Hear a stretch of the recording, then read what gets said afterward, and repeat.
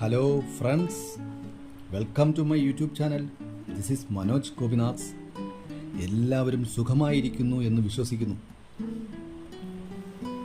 ഞാൻ പുതിയതായി തുടങ്ങിയ ഈ ചാനലിലെ ആദ്യത്തെ എപ്പിസോഡാണിത്. ഒന്നാമത്തെ എപ്പിസോഡായതിനാൽ എന്തെങ്കിലും സാങ്കേതിക തടസ്സങ്ങൾ നേരിട്ടാൽ തന്നെ എല്ലാം ക്ഷമിച്ച് എന്നോട് എല്ലാവരും സഹകരിക്കുമെന്ന് വിശ്വസിക്കുന്നു. മാസ് വെൽനസ് മീഡിയ എന്ന ഈ ചാനലിലൂടെ ഞാൻ നിങ്ങളുമായി വിലയേറിയ അറിവുകൾ പങ്കുവയ്ക്കുവാൻ ആഗ്രഹിക്കുന്നു. നമുക്ക് ചുറ്റുമായി വിവിധ മേഖലകളിൽ ഒളിഞ്ഞും തെളിഞ്ഞും കിടക്കുന്ന നിരവധി സംഭവ വികാസങ്ങളെ നിങ്ങളുടെ മുമ്പിൽ അനാവരണം ചെയ്ത് അന്ധകാരത്തെ അകറ്റി അറിവിൻ്റെ പ്രകാശം പരത്തുവാനുള്ള എൻ്റെ ഈ എളിയ ശ്രമത്തെ എല്ലാവരും അനുഗ്രഹിക്കണമെന്ന് വിനീതമായി അഭ്യർത്ഥിച്ചു കൊള്ളുന്നു. നിങ്ങളെല്ലാം അനുഭവത്തോടുകൂടി തുടങ്ങട്ടെ. അതായത്, നാം എല്ലാവരും രാവിലെ എഴുന്നേറ്റ ശേഷം ശ്രദ്ധിക്കേണ്ട ഏറ്റവും പ്രധാനപ്പെട്ട ഒരു കാര്യത്തെക്കുറിച്ച് തന്നെ ആദ്യ എപ്പിസോഡിൽ പറയുവാൻ ആഗ്രഹിക്കുന്നു. ഒരു ചാനലിൻ്റെ ആരംഭത്തിൽ തന്നെ ഒരു ദിവസത്തിൻ്റെ ആരംഭത്തെക്കുറിച്ച് സംസാരിക്കുന്നത് നല്ല കാര്യമായി ഞാൻ കരുതുകയാണ്. ഈ പഴയ തലമുറക്കാർ നമ്മളെ പറഞ്ഞു പഠിപ്പിച്ചൊരു കാര്യമാണ് രാവിലെ ഉണർന്ന ശേഷം 1 മിനിറ്റ് കിടക്കയിൽ ഇരുന്നു കൊണ്ട് ദൈവനാമം ചൊല്ലുകയും കൈവെള്ളയിൽ നോക്കി ചില ദേവതാ സങ്കല്പങ്ങളൊക്കെ നൽകി കൈകൾ നന്നായി തിരുമി കണ്ണിന് മുകളിൽ ചേർത്ത് വെച്ച് പ്രാർത്ഥിക്കുകയും ചെയ്യുന്ന ഒരു രീതി. മുസ്ലിം സഹോദരന്മാരായാലും ക്രിസ്ത്യൻ സഹോദരന്മാരായാലും അവരുടെ വിശ്വാസപ്രകാരം അവരും ഇതിന് സമാനമായ രീതിയിൽ കുറച്ച് സമയം കിടക്കയിൽ ചിലവഴിച്ച ശേഷമാണ് ഒരു ദിവസം ആരംഭിക്കുന്നത്. രാവിലെ ദൈവസങ്കല്പത്തോടു കൂടി അങ്ങനെ ഒരു ദിവസം ആരംഭിക്കുന്നതിൽ പരം വളരെ പോസിറ്റീവായ ഒരു കാര്യം വേറെ ഇല്ല എന്നത് ഒരു സത്യമാണ്. ഓക്കെ, ഞാൻ അംഗീകരിക്കുന്നു. കാരണം ഒരു ദിവസത്തിൻ്റെ ആരംഭം നന്നായാൽ ആ ദിവസം തന്നെ നന്നായി എന്ന രഹസ്യമാണ് ഇതിൽ ഒളിഞ്ഞിരിക്കുന്നത്. നമ്മുടെ പൂർവികർ നമ്മളെ പറഞ്ഞിങ്ങനെ പഠിപ്പിച്ചിരിക്കുന്ന ഈ രഹസ്യസൂത്രം ദൈവവിശ്വാസമുള്ളവർ മുമ്പ് ഞാൻ പറഞ്ഞ രീതിയിൽ ഒരു ദിവസം ആരംഭിക്കുവാൻ ശ്രമിക്കുക, നല്ലത്. ഇനി ദൈവവിശ്വാസം ഇല്ലാത്തവരാണെങ്കിലോ അവർ വളരെ പോസിറ്റീവായി തന്നെ സ്വയം മെച്ചപ്പെട്ട അവസ്ഥകളെക്കുറിച്ച് ചിന്തിച്ചുകൊണ്ട് ഒരു ദിവസം ആരംഭിക്കാൻ അത്തരക്കാരും ശ്രമിക്കുക.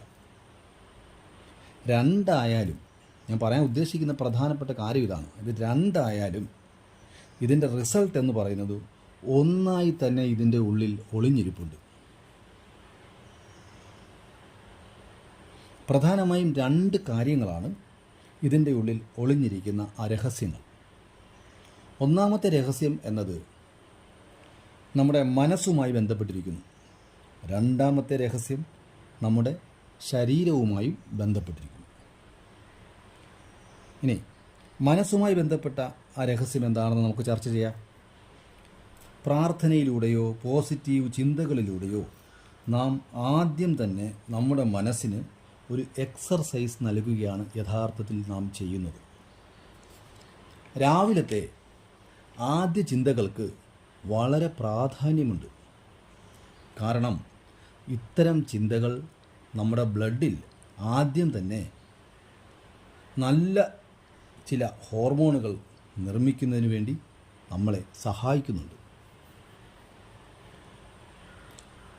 വളരെ സന്തോഷത്തോടു കൂടി നമ്മുടെ ഒരു ദിവസത്തെ തള്ളി നീക്കുവാനുള്ള അമൃതിൻ്റെ നിർമ്മാണമാണ്. അമൃത് അറിയാമല്ലോ എല്ലാവർക്കും. അതെ, ഈ അമൃതിൻ്റെ നിർമ്മാണത്തിനെയാണ് യഥാർത്ഥത്തിൽ ഞാൻ ഈ ഹോർമോൺ നിർമ്മാണം എന്നതുകൊണ്ട് ഉദ്ദേശിച്ചത്.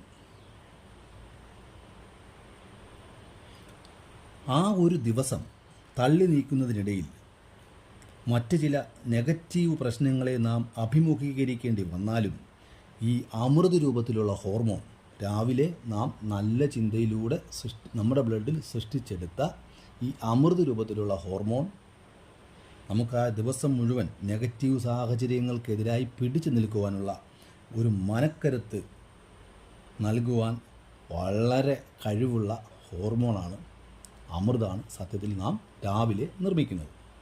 ഇതാണ് മനസ്സുമായി ബന്ധപ്പെട്ട ഒളിഞ്ഞിരിക്കുന്ന രഹസ്യം. രണ്ടാമത്തെ നമ്മുടെ ശരീരവുമായി ബന്ധപ്പെട്ടിരിക്കുന്ന ആ രഹസ്യം പറയാം. മണിക്കൂറുകളോളം നാം ബെഡിൽ കിടന്ന ശേഷമാണ് എഴുന്നേക്കാറുള്ളത്. നമ്മൾ അങ്ങനെയാണല്ലോ, ഇത്ര മണിക്കൂർ നമ്മൾ കിടന്നുറങ്ങിയിട്ടാണല്ലോ രാവിലെ നമ്മൾ എഴുന്നേൽക്കുന്നത്. അതിനാൽ കുറച്ചു നേരം ഇരുന്ന് കഴിഞ്ഞാൽ നമ്മുടെ ശരീരത്തിലെ ബ്ലഡിൻ്റെ ആ സർക്കുലേഷൻ സാധാരണ രീതിയിൽ എല്ലായിടത്തും പമ്പ് ചെയ്യുന്നതിന് നമ്മുടെ ഹൃദയത്തെ നമ്മൾ പോലും അറിയാതെ സഹായിക്കുന്നുണ്ട്. കുറച്ചു നേരം കിടക്കയിൽ എഴുന്നേറ്റിരിക്കുന്നതിൻ്റെ ഒരു ഗുണമാണത്.